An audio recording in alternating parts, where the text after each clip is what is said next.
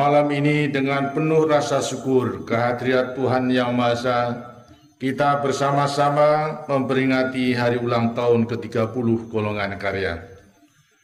Peringatan hari ulang tahun Golongan Karya kali ini mempunyai arti yang khusus, oleh karena berlangsung bertepatan dengan dimulainya pelaksanaan Republik Tak6 sebagai langkah awal memasuki tahap tinggal landas pembangunan nasional kita. Kita baru saja menyelesaikan pembangunan jangka panjang tahap pertama dan syukur alhamdulillah telah berhasil mencapai sasaran-sasaran pokoknya. Dewasa ini dengan mengkonsolidasikan seluruh hasil pembangunan yang telah kita capai, bangsa kita telah mulai melaksanakan babak baru pembangunan kita menuju cita-cita perjuangan bangsa. Pada saat-saat seperti ini, kita perlu meluangkan waktu sejenak untuk merenungkan hal-hal yang telah kita sumbangkan bagi pembangunan bangsa dan negara selama ini, peluang dan tantangan yang sedang dan akan kita hadapi, serta kebijakan dan strategi yang harus kita tempuh untuk masa yang akan datang. Sebagai organisasi kekuatan sosial politik, Golongan Karya memang kita rancang dan kita kembangkan sebagai tulang punggung pembangunan nasional. Jajaran Golongan Karya memandang diri serta perannya sebagai komponen pelopor serta sebagai subsistem yang dinamis dari keseluruhan sistem pembangunan nasional kita. Oleh karena itu, Golongan Karya mengukur keberhasilan perjuangannya dari keberhasilan pembangunan nasional kita itu sendiri. Organisasi kekuatan sosial politik memang harus merumuskan kembali peranannya dalam setiap babak perjuangan bangsanya. Dalam babak perjuangan menentang kolonialisme dahulu, peranan utama organisasi kekuatan sosial politik adalah menanamkan kesadaran nasional di kalangan rakyat untuk menyatukan kekuatan melawan penindasan bangsa asing dan membangun landasan kejiwaan bangsa baru. Kedua tugas ini bukanlah merupakan tugas yang ringan. Membangun kekuatan melawan penindasan bangsa asing mengharuskan kita membangun persatuan dan mengatasi perbedaan yang demikian banyak di dalam masyarakat kita yang amat majmuk itu. Membangun landasan kejiwaan bangsa baru mengharuskan kita merumuskan dengan jernih dan menyepakati dengan ikhlas cita-cita masa depan yang akan kita wujudkan bersama. Dalam dasar-dasar pertama kemerdekaan, peranan utama organisasi kekuatan sosial politik adalah melatih dan membiasakan rakyat untuk hidup sebagai warga negara dari sebuah negara yang baru. Peranan ini juga tidak mudah, sebab kebiasaan yang tumbuh selama menentang penjajahan harus ditinggalkan dan kebiasaan-kebiasaan baru sebagai warga negara yang baik harus ditumbuhkan.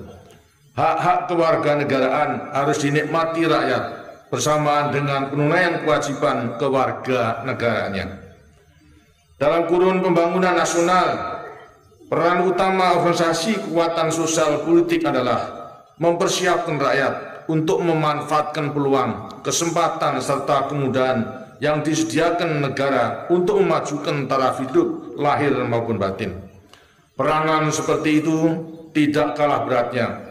Dalam kurun baru ini bersama-sama dengan penikmatan hak dan penunaian kewajiban kewarganegaraan itu, kita perlu mendorong tumbuh dan berkembangnya kreativitas dan prakarsa, serta meningkatkan keberanian untuk memikul risiko, merintis serta memulai usaha-usaha yang baru. Motor penggerak pembangunan nasional pada akhirnya memang terletak pada kadar dinamika masyarakat itu. Dengan demikian, organisasi kekuatan sosial politik memegang peranan penting dalam kehidupan bernegara. Kita membutuhkan organisasi kekuatan sosial politik yang bukan saja tinggi mutunya, tetapi juga tepat jumlahnya. Sejak awal pembangunan jangka panjang yang pertama, kita telah menyadari perlunya melakukan penyertaan struktur politik. Kita mempunyai pengalaman yang kurang menguntungkan dengan sistem banyak partai yang mengakibatkan kesulitan dalam mengambil keputusan politik yang tegas. Oleh karena itulah, sejak tahun 1970 kita sudah bersepakat untuk hanya mempunyai 2 partai politik dan 1 golongan karya. Tatanan ini telah menyumbangkan stabilitas politik yang sangat kita perlukan untuk menopang pembangunan.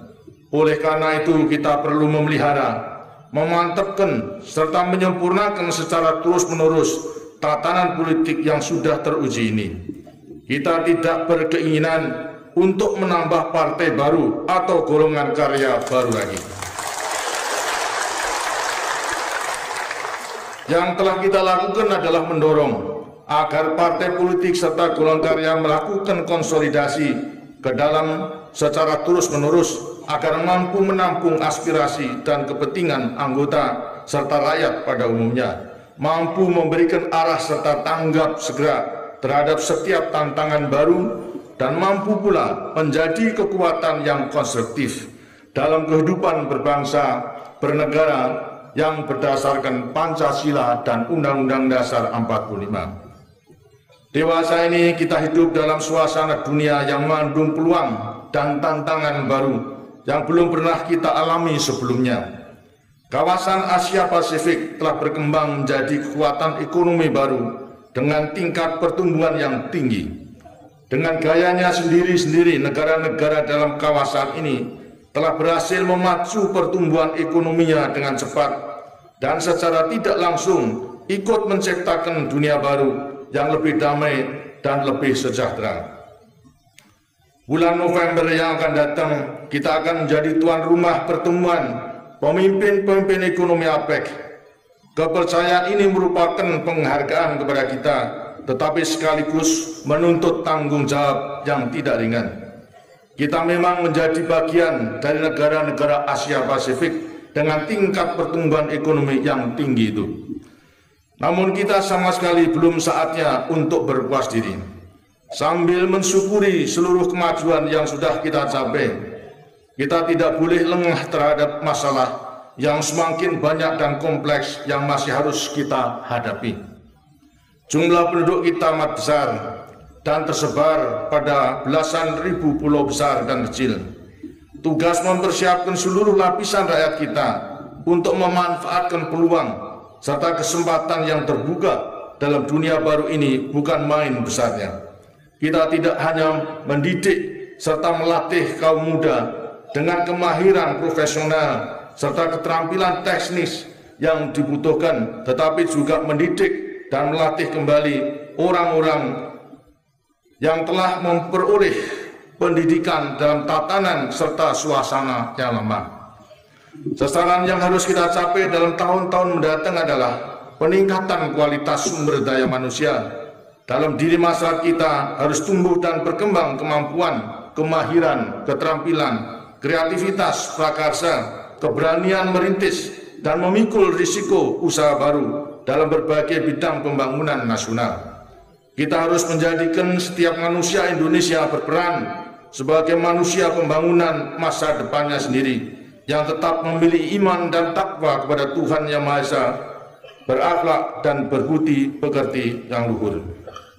Itulah antara lain yang dimaksudkan dengan pernyataan bahwa hakikat pembangunan nasional kita adalah pembangunan manusia Indonesia seutuhnya dan pembangunan seluruh masyarakat Indonesia.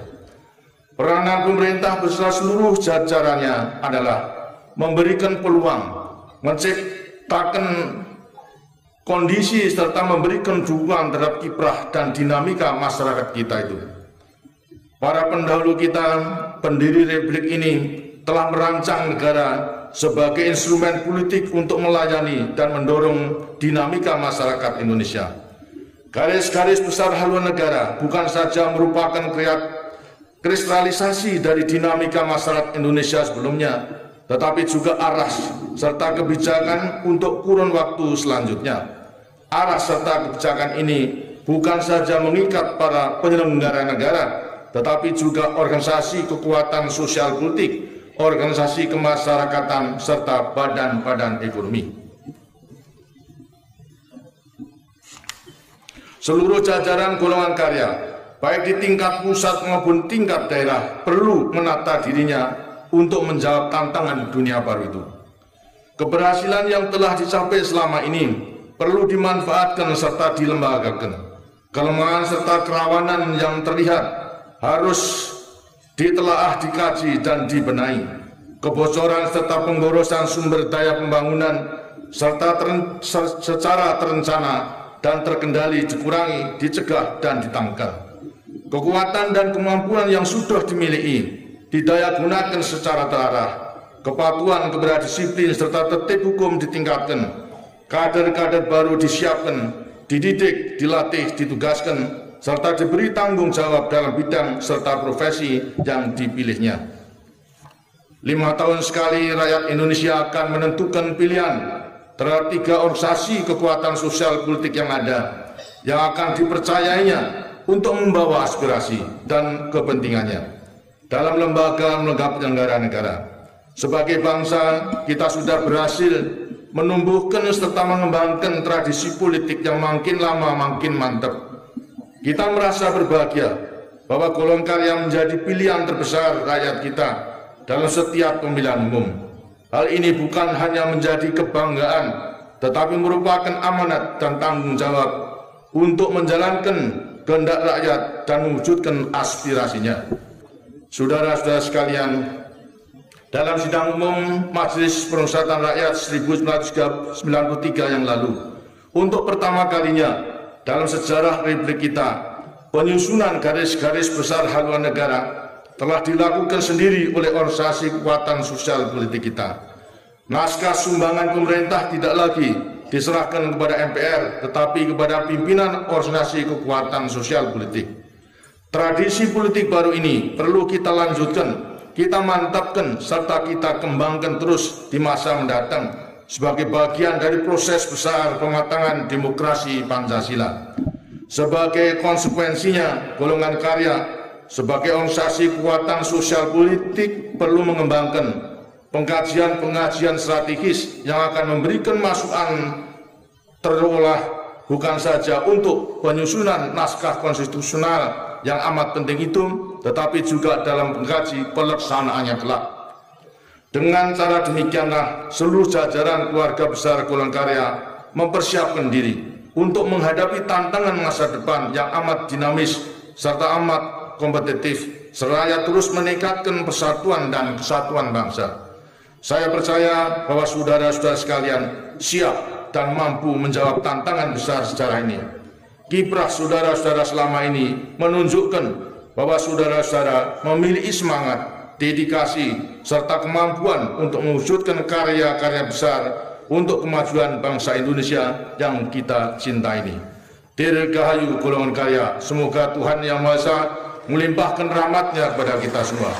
Terima kasih. Wassalamualaikum warahmatullahi wabarakatuh.